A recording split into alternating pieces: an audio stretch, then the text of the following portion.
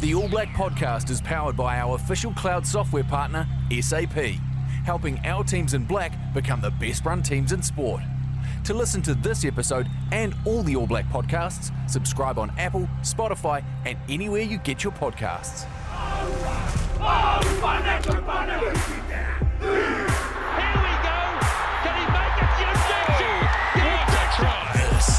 This is the All Blacks podcast.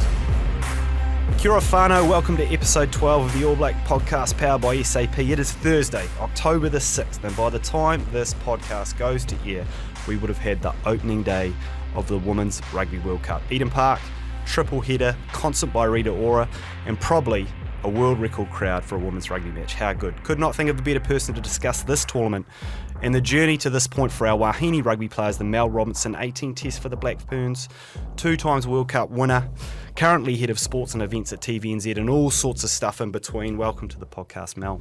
Kia ora to you, and hi to everybody else out there. I'm very excited about being here. I'm so excited today. What we've done, Mel, is we've given you the opportunity to just have a little break and reflect on what's going to happen in a couple of days. Have you had a chance? You're a busy lady. Have you had the chance to sit back and think, hang on a minute, when I started playing footy and I was playing for the Black Ferns, there were this many people in the crowd and this is what was happening. In 2 days' time, we're going to have a full house at the Garden of Eden. We're going to have an international superstar player concert as a part of a rugby event. And all the girls running around on the field are going to be contracted professional rugby players. Like, have you had the opportunity to sit back and think, holy hecker?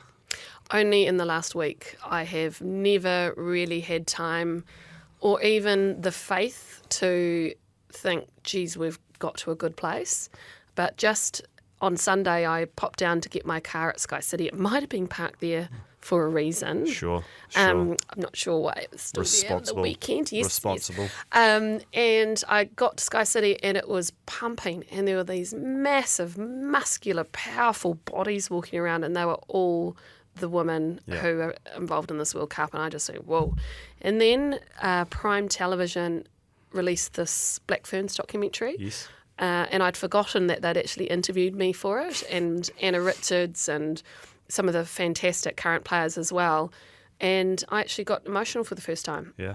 Because honestly, we had to do rugby, win Rugby World Cups, train every single day with no money, no resource, no support really from, the board or any of the administrators. And now to see it at a level where all these people are coming to watch, and a lot of little girls coming to watch these incredible superstars. Yeah, I've just started to go, we're getting there. It's cool because we're not great at that sometimes, are we? Just as humans, is creating a bit of space and sitting back and reflecting on some of the good stuff. And I bet you've got a bunch of girlfriends. You've mentioned a couple of them there. Where hopefully over the course of the next 6 weeks, you'll be able to go along to a couple of matches together, have a couple of wines together, and watch, literally the pinnacle of the women's game in our own backyard, which we've never had before. Crazy to think we've never hosted a Rugby World Cup before for our women. So pretty special times. Mel, let's have a little bit of a warm-up. We don't want to go in too cold, particularly at our age, but... How old are you? 42. 42. Yeah, so I don't know whether you consider that young or old. I predominantly consider it old these days, but I'll take that. 100%. I'm a gentleman. I'm not going to ask. I'm your 49 and I'm quite proud of it. Oh, actually. very honest. Yeah, very honest. I don't care. Middle-aged. I'm an auntie now, and I think auntie means I'm no longer sexy, but that's okay. My husband thinks I am. Mate, and that's all that matters. That's all that matters. Favourite sports star growing up and why? Flo Jo was my first sports star that I resonated the hair with. And charisma. Actually, I wore makeup on the rugby field every single time, much like she did the whole thing as well. But I think, I was around about, I think I was 12, and I saw this woman running in the Olympics and so proud of her beauty and who she was. And she was black and I was brown, and being in New Zealand and seeing the Silver Ferns often, you didn't see a type of athlete like this. Yeah. So, that saying, see it, be it. I kind of looked at her and thought, I can be her, man. I wasn't quite that fast. Yeah. Yes, and didn't take the anabolic steroids either, but that's fine. So she was the first one. And then when I started playing sports, I played volleyball through National A-League. I played b-ball, and then was lucky enough to start rugby first year uni. And when I started playing rugby, I started looking around at some of the women who were playing rugby. So then my heroes were Sue Garden-Bishop, who obviously has 2 boys playing Super Rugby now. Anna Richards, she was an absolute legend. A lady called Helen Littleworth, who was a number 8 who played before me and during my career as a Black Fern, and is just an incredible stalwart of the game. So I started to look at them. And at the same time, I would also admit to seeing All Blacks as my role model. So David Kirk was the first one, who I also had a rather large crush on. But he is half my size. So polished, wasn't he, Kirky? Just so polished, you know. Educated, and, smart, Yep. But he's a bit small for me these days. And players like that, Buck Shelford. I really like Jamie Joseph too, because he was quite dirty, and so was I. Yeah. Yes. Were you, Mel? We'll get to that. Mel, I know you love to go for a trot. I know you love to have a wine with your girlfriends. I know you love to watch sport entertainment on TV. What's on the Spotify playlist when you're doing any of these things? I like New Zealand music, so I was listening to Stan Walker on my run today. Brilliant. I love Rob Ruha and Ka Hau, and Kōtiri is my latest band. Oh, wow. They're a bunch of Māori boys, grew up in Perth. They're, educate me, Mel, educate me. Mate, they're amazing. They're opening for 660 over their tour. They, the lead singer, his voice is like this gravelly, beautiful, dark, it's just gorgeous. He actually emailed 660 and said, hey, we're really good and we'd love to, open up for you. This was about 2 years ago. And so the lead of 660 actually rang them and said, yep, do you want to do it on Friday? And so half of them had to quit their jobs because they were coming over for Perth. Yeah. Got there, and now 660 lets them use their studios. They're releasing an album and they rock. So they've got Waiata Reo songs, but plenty in English as well. And they're my favourite at the moment. Oh, boys. Those Māori boys, geez, they can sing, can't they? Like, I'm always so jealous when crack into Waiata. 3 guests that you would invite to your house for dinner, Mel. Who could it be? Anyone. Can be anyone. And what would Mel Robinson cook? Geez, I wish I had known you were going to ask me this question. I love politics, so I'm thinking about somebody smart. It might be Grant Robertson. Yep. I'd bring him along because, the hubby and his mates are not just into fans, but I think someone like Grant Robertson could actually turn around some of the rhetoric. I'd have to have a sports person, so I would actually get my best bud Anna Richards there. Legend. Yeah, she's awesome. Yep. Very funny. She's got a memory like an elephant. And then I may think about, who do I really think's sexy? Maybe Brad Pitt. Yeah, wow. There we go. Icon. Say to Marcus, what do you reckon? He's a good-looking man. Hall pass? Yeah. He's a good-looking man. No, I don't see any problems with that at all. And speaking of Marcus, Mel, are you going to let him grow a moustache for Movember in a few weeks' time? You know what my answer. The last time he did, his moustache was so ugly he did not get a pash for the entire month. So if he chooses not to want any action for that entire month, then he is welcome to raise money for a very good movement. He could move for Movember, just be physically active, doesn't have to grow the moustache maybe. Or he could just, like you say, go without for a month. That's up to him, I suppose. Mel, let's talk about your journey. As you said, 49 years young. It started a few years back. But what got you into rugby? Because these days, as we all know, there's opportunities for young girls to get involved in rugby, which is awesome. But what did it look like for you as a young lady?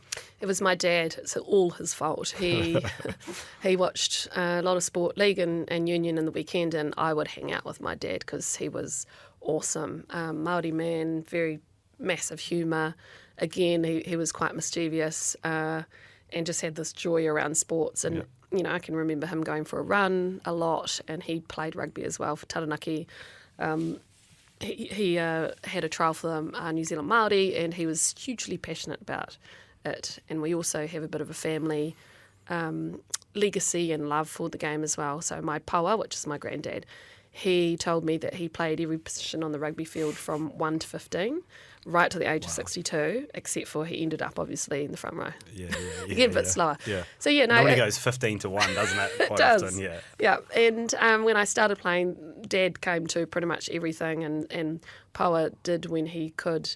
Yeah. And Paua had all of these grandchildren, and as soon as I started playing rugby, I became the favourite, I reckon. They're probably telling me off. I won't like this right now, but it's true, I was. Hey, not your fault if you picked up the rugby ball. what could he do? And when did it change from getting involved and being encouraged by your father and having a run around because it was a part of what you did in your family to like, oh, hang on a minute here, there's, while not the pathway perhaps there is today, but, I might be able to put on a black jersey, I might be able to go on a few trips, I might be able to hang around with some people that are pretty cool. Like, when did that sort of transition or that journey start to take place? Our first year of university, I was in the second team. Which university?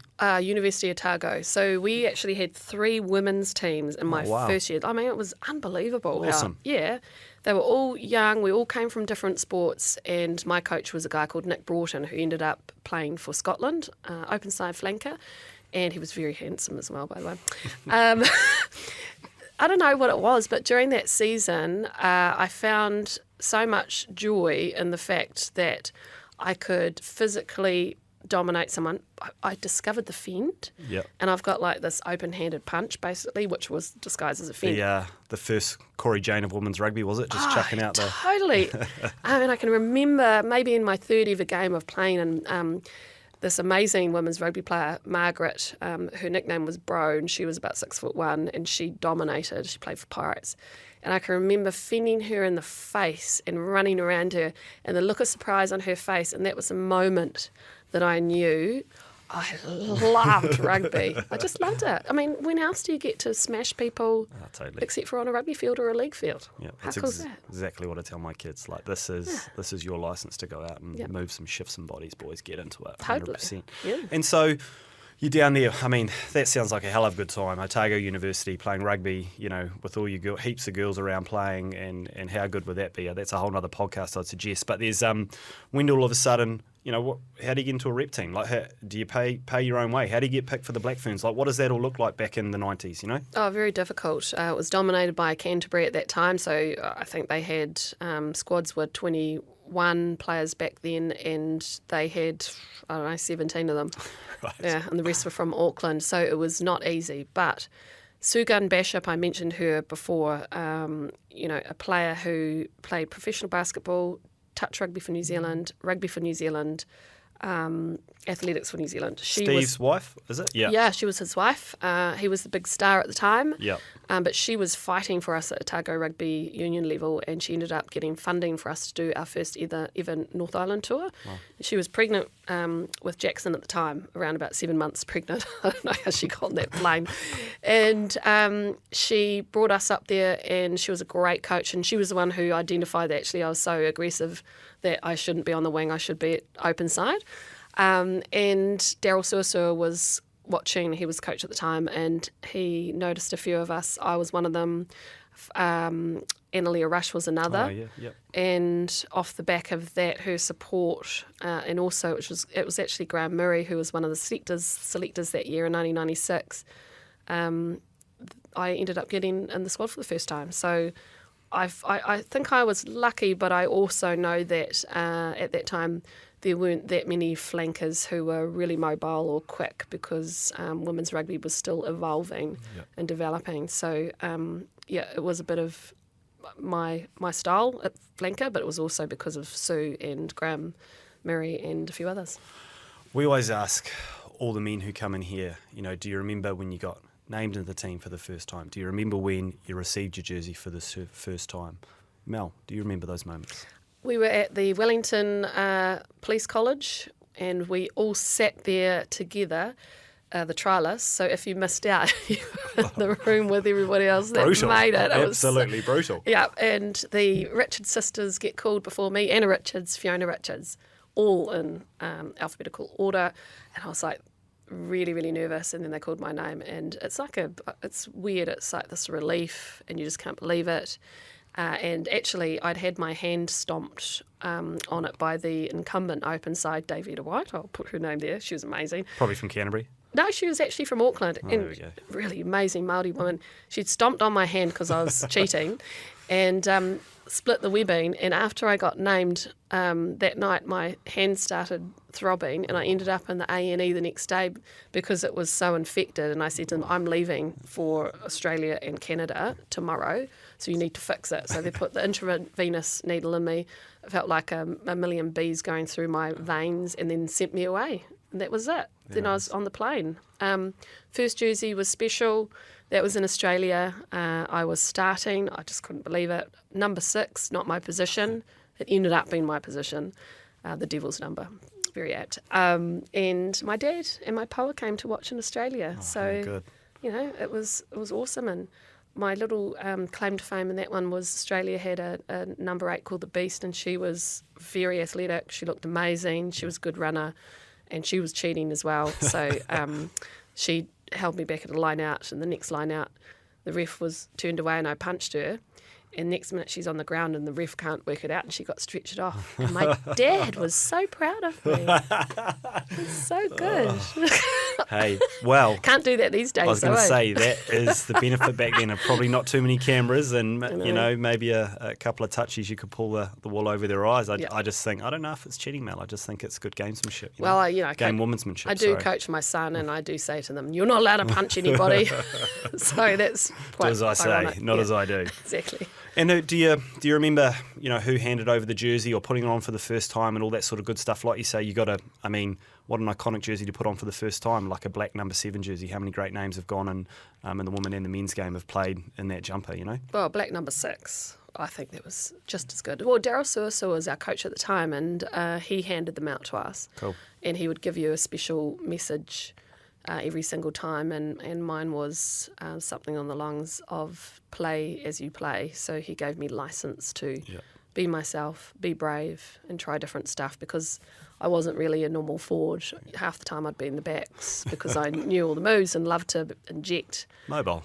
Mobile. Totally. Yeah. Not quite like Tane Randall, who used to hang out there and do no tight work. At least I used to do that. Fitzy as well. Exactly. Yeah. So, no, it was a special moment. I certainly have very fond memories and remember just about every aspect of that tour.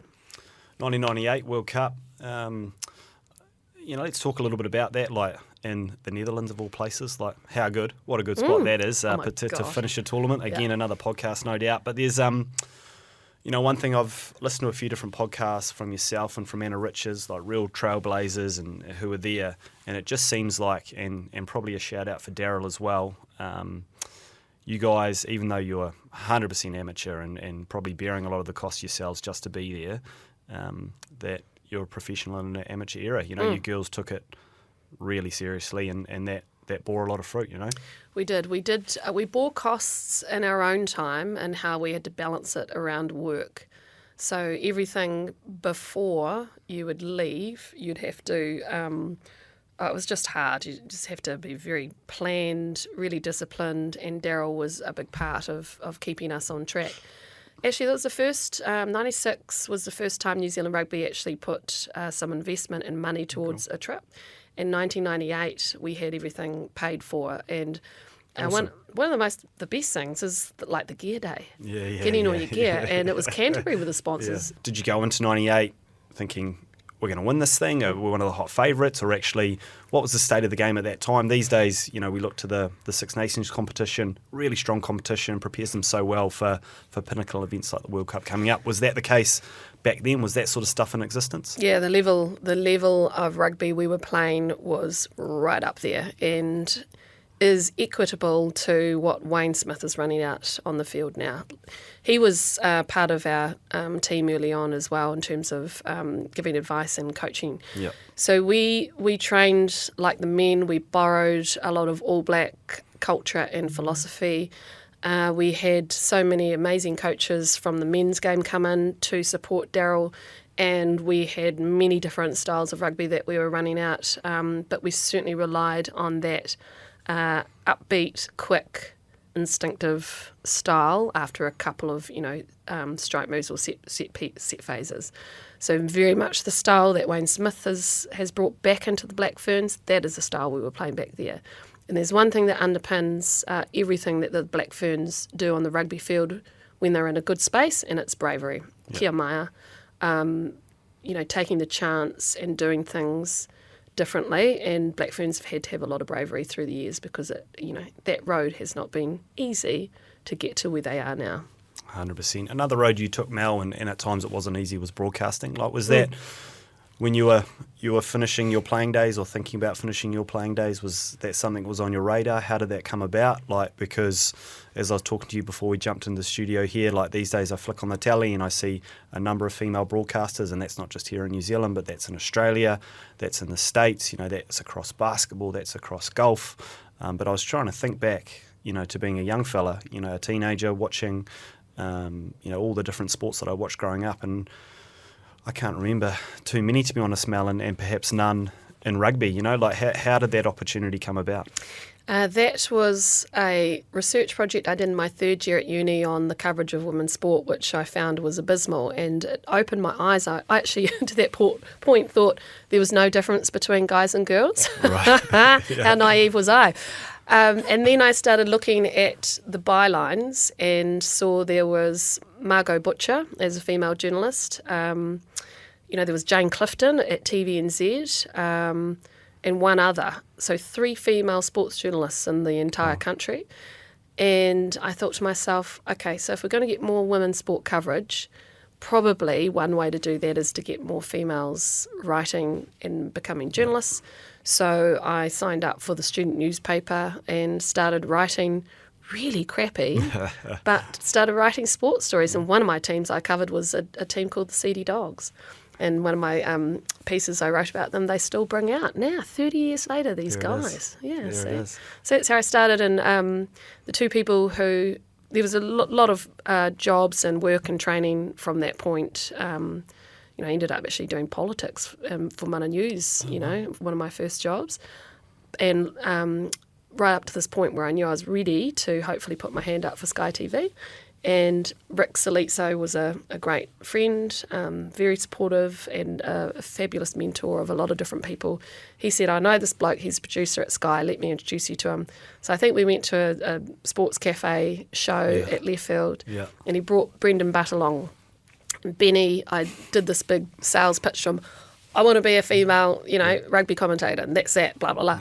And so he went back to Kevin Cameron, the boss, and Kevin went, yeah, she sounds good. And he put my CV, which had a model shot on the front of it, in front of John Follett, the CEO. John looked at it and said, I don't want fluff. I can't have fluff as part of the commentary team, for goodness sake. And then 2 days later, John was driving home late at night, like he often did, and put on the Murray Deaker show. Yes. And Murray Deaker was also mentoring me at the time, and he'd let me fill in for him. Oh. And I was doing this big expose on the rugby in the weekend, which was Super Rugby at the time, and was analysing it, and plenty of men ringing me up and telling me that all women's rugby players are lesbians. And I didn't know where the dump button was. And John comes to work the next day and he rings Kevin and he said, Kevin, I found her. I found the girl. She was on Murray Deaker's show last night. Kevin goes, well, it's the same one, the CV I showed you the other day. He goes, oh, get her, sign her up. And that's how I got my first job at Sky TV.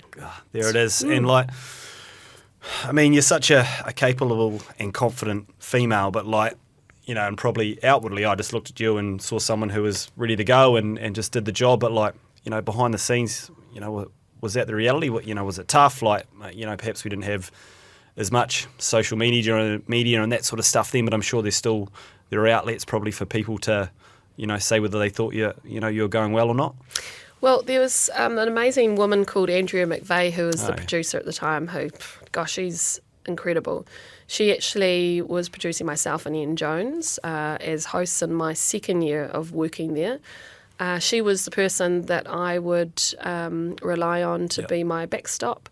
She was straight up. She trained me super hard. She'd have me in there every Monday looking at what I'd done on the weekend and self-evaluating. So I credit her for a lot of my development. She was amazing. But yeah, it wasn't easy because she was pretty much the only other female aside from Tui McKendrick, who was an executive producer there. I can remember one time after, I think it was maybe at the end of my first year working there, it'd gotten a bit too much. A lot of the crew, I got on with them well and they'd tell me things. Yep. And sometimes it's better not to know when people are knifing you in the back. And it was actually manifesting in me not being able to sleep. I was quite upset. And I can remember one moment where Nisbo, who's, a gentleman and a sweetheart, he said, "How are you?" I went, "Not very good this well." I started crying.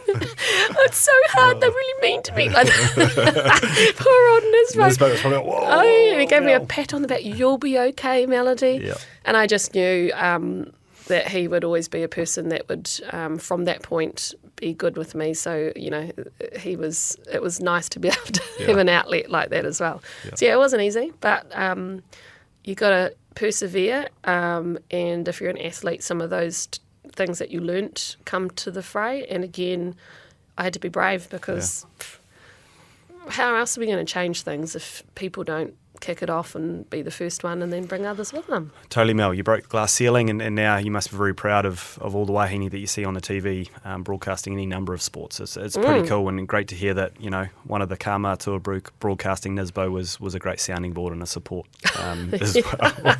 Poor bugger. Not at all. But I want to talk a little bit about like that growth we're seeing. We've talked a little bit about like your journey and into broadcasting as well. But like these days, it's out there. We are having so many young ladies and young girls playing different forms of rugby. Like how good? I want to ask you a little bit, like, because you're so finger on the pulse with this stuff. Is that happening in other countries as well? Like, is that a trend that's happening in some of the other developed rugby countries? Yeah, so much money's gone into the coaching, the competition development, and a lot of other different programs in developing countries.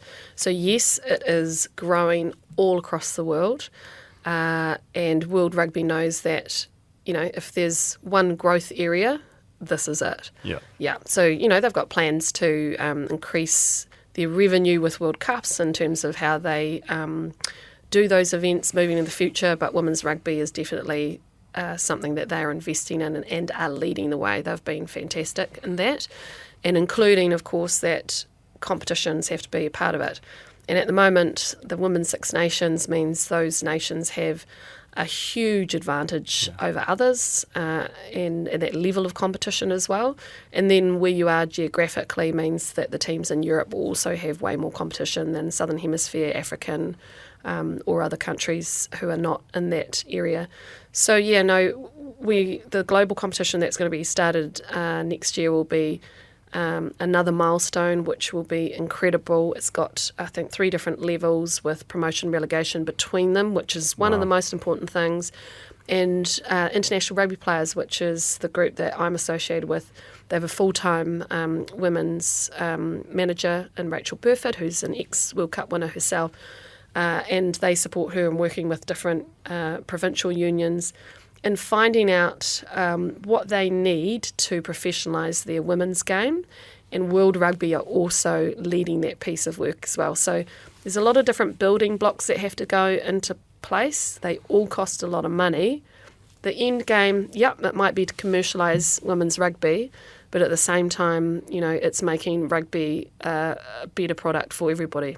Kids, women, under 85s, new nations, and of course the elite that get to play in the men's competition at Men's World Cups as well. It's pretty exciting, isn't it? Like I said to you before we came in here, we always hear in the men's game, trying to get a global calendar going or trying to align some of the schedules a little bit more, and what, often maybe prevents that is the domestic competitions that underpin that international game. They just at times it may be a little bit difficult to get some flexibility to create that global calendar, but here's an opportunity for the women's game to maybe go ahead and pioneer and do that. That would be pretty exciting, wouldn't it, to, in between World Cups, have a global calendar, a global competition where whatever the infrastructure and mechanism is, to make your way up through this part of the world and then go off to play the Six Nations champion or something of that ilk is pretty exciting. Oh, yeah, absolutely. It's going to be really hard on Black Ferns, Wallaroos, Fijiana teams down here because the first one is proposed to be up in Europe, and they will have to be away from home, up, 8 weeks, something ridiculous. So it's actually like another World Cup. So that is a challenge, but the female players are up for it. And actually you can split your squad potentially if you've got the funds to do that as well. So I'm really excited about this competition. I think it's going to be great. And I guess the key and the secret as to why women's rugby is perhaps able to do this a little bit easier than the men's is there is currently no revenue associated with these competitions, whereas with the men's there's a lot of cash, and that is where the complication happens. But the other comps, Six Nations, will still operate. Same with, let's say the Laurie O'Reilly Cup down here. They'll still happen, but it's going to be alongside this massive competition, which will help some of those developing nations bring themselves up into the level they need to get into World Cups. Mel, what would you like to see for the women's game in 5 years and 10 years? What would be a couple of the key milestones that you'd love to see them hit post the Rugby World Cup they're about to go into in a couple of days? A key milestone will be more than 4 teams competitive to win the World Cup. At the moment, I can say to you from looking at the women's rugby games so far in the last year and a half that it is England, France, New Zealand and Canada. They are the teams. If we can get at least 8 and with more uncertainty around who's going to win it, that will be one hell of a milestone. And the second one for me is the commercialisation of the game with global sponsors actually saying, do you know what, women's rugby is a product we're really interested in for these reasons. We've seen that with Capgemini, MasterCard at the World Rugby level, which is amazing. Still have not seen that at national union levels. The Black Ferns don't have their own sponsor at the moment, which to me, I just can't believe it. They're amazing. Why would you not want to sponsor these women? Well, especially with a big tournament just around the corner, would that not be? I mean, I think I look at some of the other things that are happening in women's sport, to look at some of the soccer tournaments that have gone on recently with some of the crowds that have been there, even the Cricket World Cup 2020, Women's World Cup that was here recently, all sorts of challenges with COVID and different bits and pieces, but all sorts of people that I wouldn't consider people who like cricket were talking about our New Zealand team because it was there on the tally to be seen, so it would seem a great opportunity this upcoming tournament. I'm sure they'll showcase themselves so well. I want to talk a little bit about the tournament we're going into, the 2021 World Cup in 2022. It's taken a wee while to get here, but we're here, surely. Look, how do you think we're shaping up? Like, there's been some real challenges. Our girls didn't play rugby for 2 years, and while they weren't playing rugby for 2 years, some of our Northern Hemisphere competitors were playing 10, 12, 14 games of rugby and really good rugby for that matter. It was a absolute, the toughest tour ever at the end of last year, and sometimes a bit of adversity, creates change, and maybe that's a good thing. But all the stuff you've seen this year, what do you think? Where do you think we're at going into the tournament in a couple of days' time? Well, I think the first thing to touch on is the Black Ferns review. And what came out of that, a lack of resource when it comes to high performance, a lack of resource in the community game, the hiring of the coaches, the process was not up to scratch, bits and pieces around perhaps the financial support for the Black Fern squad, all of that stuff. Yep. None of it was a surprise to any of us former Black Ferns because it's been happening for years and it was never fixed, and it was just probably overshadowed by the fact the Black Ferns keep winning. And then they lose, and finally a report is done which has brought it up into the open, and that's really, really important. So the reaction from New Zealand Rugby is fantastic for this World Cup. They have poured money into making sure the Black Ferns are robust.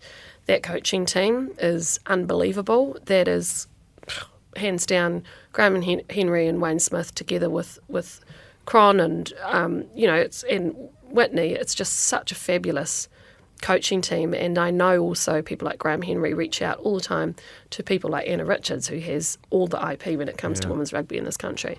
So what they've done, and they brought Hannah Porter in too from High Performance Sport. So they've done a great job to set them up to do the best they possibly can. So it's great. It's next year. What about onwards? That's the plan. I'm really keen to hear how they're going to put some more money into those key areas that report.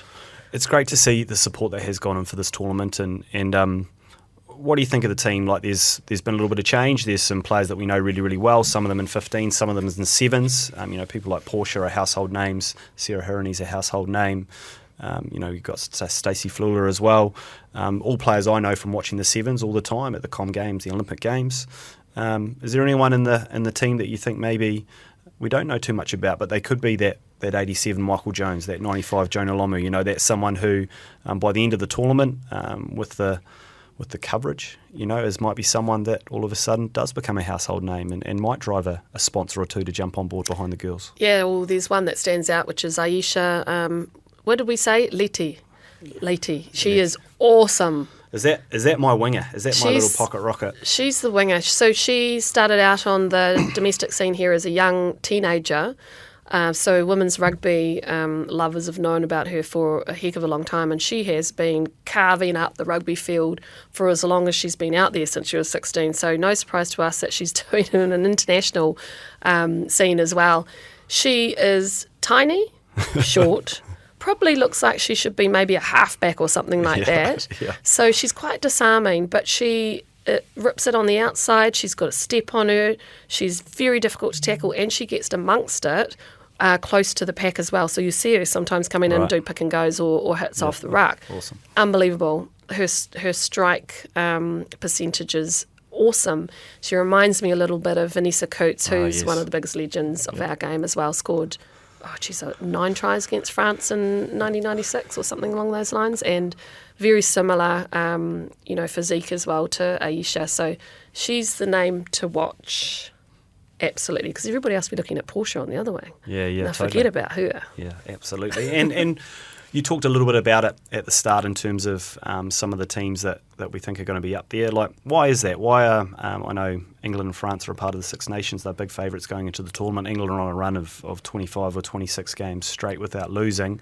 Is it a size thing? Is it they've been professional for a long time? They've been together for what are the factors that make them so good? Because I'm sure they're fast and they've got skills as well. They're pretty impressive to watch when I watched the games at the end of last year.